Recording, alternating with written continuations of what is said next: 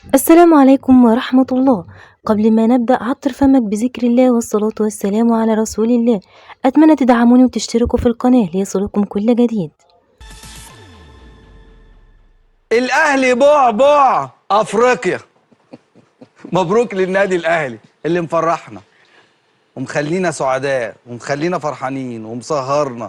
دايما النادي الاهلي بيرسم الفرحه على جماهير الكره. دي مقوله يا جماعه مفيش خلاف فيها ابدا. مبروك للنادي الاهلي، مجلس الاداره، الجهاز الفني، اللعيبه. مش هنتكلم في اي فنيات. مباراه ليها ما ليها وعليها ما عليها. الكاس عندنا، الكاس في الجزيرة، والأهلي بعبع أفريقيا. أهلا بيك يا سيادة المستشار. مبروك لجمهور النادي الاهلي، مبروك لادارته، مبروك للعيبه الرجاله. يعني انا مش عايز اقول لك ان مفيش اهلاوي واحد في مصر شك النهارده في قدرات لاعيبته ان هم رجاله. الشعب المصري كله النهارده انا شفته مع النادي الاهلي. محبين كتير قوي زملكاويه كتير كلموني النهارده فرحانين بفوز النادي الاهلي. بتكلم جد ما بهزرش. الماتش النهارده كتير قوي كانوا بيشجعوا النادي الاهلي. فالنهارده مصر كلها بتفرح مش الاهلي بس. طيب اسيب لك الكلمه والكابتن رضا اهو. كابتن رضا ده فكه والرهان اهو حبيبي والتنفيذ اهو. لا لا، بس عشان ما نضللش الناس، انتوا اللي جايبين التورتايه دي. ايوه، امال ايه؟ انما الرهان كان بيني وبين المستشار على صن داونز. تمام. بس انما ما انا عايز اقول لك حاجه يا كابتن رضا. الاهلي ايه؟ دايما كنت بقولها في مداخلات وحياتك بتتكلم ما حدش بيسمع. الوداد خرجت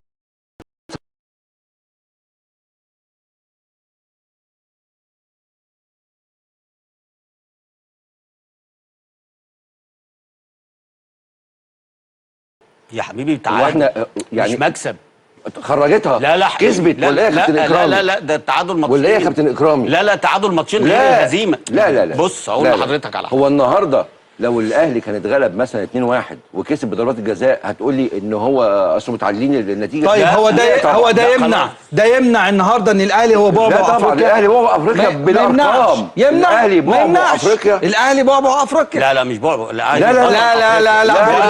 قلت لك بعبع لو كسب صن داونز. طيب خلاص، بس هو اطلع. ما هو البطل يا حبيبي ماشي، البطل هو البطل، انما مش بعبع. هو البطل. بص البعبع ده اسمع صن داونز اللي خاف وخلع. احنا مالنا؟ الله الاهلي البطل. هو البطل مش بعبع. اسمع بقى الكلام. لا الاهلي امال مين بعبع بعبع افريقيا؟ لما الاهلي ما يكونش بعبع افريقيا يبقى مين بعبع افريقيا؟ لغايه دلوقتي مفيش بعبع. مفيش بعبع؟ لا انا كنت هقول لك بعبع.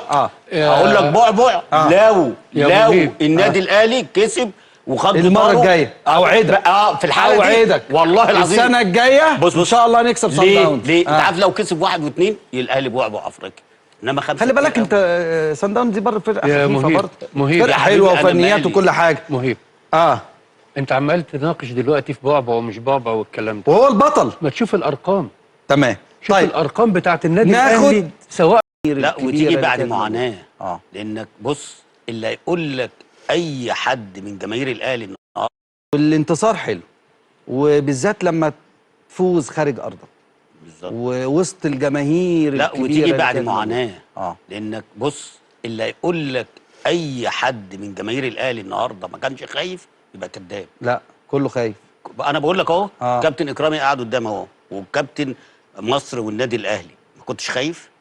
لا ايوه انا قلتها الحلقه اللي فاتت، قلت معلش انت تقول وهنرجع بالكاس يا حبيبي. ماشي انت تقول انما الواقع في اول نص ساعه وهم كمان بعد ما جابوا الجون يخوف.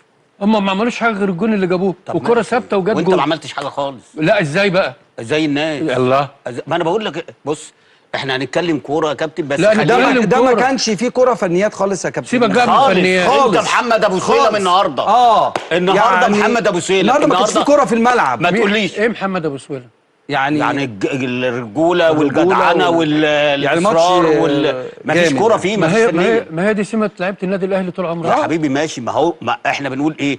اصل انت بتقول لي لا النهارده لا احنا لا هم كانوا هنا في الماتش اللي هنا احسن من هناك بكتير. احنا مش عايزين نتكلم على فنيات دلوقتي. لا ما انا بكلم الكابتن. انت النهارده اللي كسبك الروح بتاعت اللعيبه طبعا. وانا عايز اسال سؤال بس، هي الروح ديت احنا اكتسبناها ولا موجوده عندنا؟ لا موجوده طبعا في النادي الاهلي على طول، على طول موجوده الروح دي. والكابتن رضا يعلم بس انت كنت خايف وياما النهارده، انما هتقول لي مش خايف يبقى انت لا، أنا كده بقول لك بتضحك ما على كنتش نفسك. خايف. هو يعني بصراحه ده الجون دخل وقع تحت الترابيزه. لا مين اللي وقع تحت الترابيزه؟ ما تتكلم عادل يا رضا. تتكلم عادل. احنا النهارده اتكلم عايزين عادل نفرح يا إيه؟ كابتن. ايوه تتكلم عادل. يا كابتن ايه عايزين وقع نفرح. تحت الترابيزه احنا دي؟ عايزين بنهرج نفرح. انا شفتك لا دلوقتي. انا عايز اسالك سؤال. هو احنا في موقف تهريج دلوقتي؟ احنا في موقف فرحه. طب ماشي، ما احنا بنقول اهو. لعبنا هو انا بقول لك انت خايف، لعبنا وحش. بتقول لي لا مش خايف. لعبنا وحش، لاعيبتنا وحش، مدربنا وحش، لكن خدنا الكاس. ذكر الله والصلاة والسلام على رسول الله. أتمنى تدعموني وتشتركوا في القناة ليصلكم كل جديد.